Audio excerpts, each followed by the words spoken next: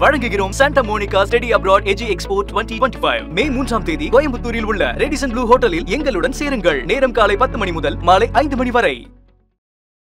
இளையராஜாவுக்கு இருப்பது திமிரா ஹெட்வெயிட்டா என கேள்வி எழுப்பிய நடிகர் வேணு அரவிந்த் அது குறித்து விளக்கத்தையும் அளித்துள்ளார். தனது இன்ஸ்டா பக்கத்தில் வெளியிட்ட வீடியோவில் அதை அவர் காட்டமாகவே பதிவு செய்துள்ளார். இதுகுறித்து வேணு அரவிந்த் அளித்த பேட்டியில் இளையராஜா சாருக்கு எவ்வளவு ஈகோ இருக்கக்கூடாது, இவ்வளவு ஹெட்வெயிட் இருக்கக்கூடாது என்கிறார்கள். ஆனால் இத்தனை அற்புதங்களை செய்த அவருக்கு இதெல்லாம் இருப்பது தப்பொன்றும் இல்லையே.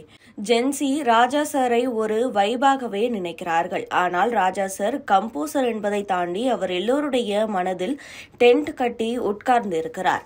இவர்கிட்ட ஈகோ ஹெட்வெயிட் எல்லாத்தையும் பார்க்கும் நீங்க அவருடைய செல்ஃப் கான்பிடன்ஸை பாருங்க. 81 வயதிலும் உழைக்கணும். இந்த காலத்துல கம்ப்யூட்டர் ஜெனரேட்டட் மியூசிக் இருக்கு, ஆனால் நான் ஆர்கெஸ்ட்ரா வச்சுதான் கம்போஸ் பண்ணுவேன்னு சொல்வார். அப்பதான் சவுண்ட் குவாலிட்டி நேச்சுரலா இருக்கும்.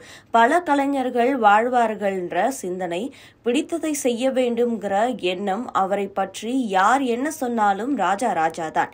இவ்வாறு வேணு அரவிந்த் தெரிவித்துள்ளார். அஜித் நடிப்பில் வெளியான குட் பேட் அக்லி திரைப்படத்தில் இளையராஜாவின் பாடல்களான இளமை இதோ இதோ, ஒத்த ரூபாயும் தாரு, ஏன் ஜோடி, மஞ்சக்குருவி உள்ளிட்ட பாடல்கள் இடம்பெற்றிருந்தன. இவை உருமாற்றம் செய்யப்பட்டு பயன்படுத்தப்பட்டது. இந்த நிலையில் இந்த பாடல்களை தனது அனுமதியே இல்லாமல் படக்குழு பயன்படுத்தியிருந்ததாக இளையராஜா நோட்டீஸ் அனுப்பியுள்ளார். அதில் இந்த பாடல்களை எல்லாம் படத்திலிருந்து நீக்க வேண்டும், என் அனுமதி இல்லாமல் பயன்படுத்தியதற்கு 5 கோடி ரூபாய் நஷ்டஈடு அளிக்க வேண்டும் என நோட்டீஸ் அனுப்பியிருந்தார். மேலும் 7 நாட்களில் நிபந்தனையற்ற மன்னிப்பு கோர வேண்டும் என இளையராஜா நோட்டீஸில் தெரிவித்திருந்தார். இந்த நிலையில் குட் பேட் அக்லி தயாரிப்பு நிறுவனமான மைத்ரி மூவி மேக்கர்ஸின் உரிமையாளர் ரவிசங்கர் பதில் கொடுத்துள்ளார். அதில் அவர் கூறுகையில், குட் பேட் அக்லி படத்தில் இளையராஜா பாடல்களை பயன்படுத்துவதில் எந்த தவறும் செய்யவில்லை. விதிகளின்படி அனுமதி பெற்றுள்ளோம். இந்த படத்தில் பயன்படுத்தப்பட்ட பாடல்களை தேவையான அனைத்து அனுமதிகளையும் பெற்றுள்ளோம். அந்த உரிமைகள் அனைத்தும் இசை லேபிள்களுக்கே உரியது. இவர்களிடம் தடையில்லா சான்றையும் பெற்றுள்ளோம். எனவே நாங்கள் விதிகளின்படிதான் செயல்பட்டுள்ளோம். இவ்வாறு தெரிவித்துள்ளார். மேலும் அவர் கூறுகையில், இளையராஜாவிடமிருந்து எங்களுக்கு எந்த நோட்டீஸும் இதுவரை வரவில்லை. அவர் மீது எங்களுக்கு மிகுந்த மரியாதை உள்ளது. நோட்டீஸ் கிடைத்ததும் எங்கள் சட்டக்குழு அதை சந்திக்கும் என பேசியுள்ளார். இந்த நிலையில் இளையராஜா ஏற்கனவே மஞ்சுமல் பாய்ஸ், கூலி உள்ளிட்ட படங்களில் தனது பாடலை அனுமதியின்றி பயன்படுத்தியதற்காக நோட்டீஸ் அனுப்பியிருந்தார். எப்போதெல்லாம் இளையராஜா அந்த நோட்டீஸ் அனுப்புகிறாரோ அப்போதெல்லாம் அவர் மீது பல்வேறு விமர்சனங்கள் எழுந்தவாறே இருக்கின்றன.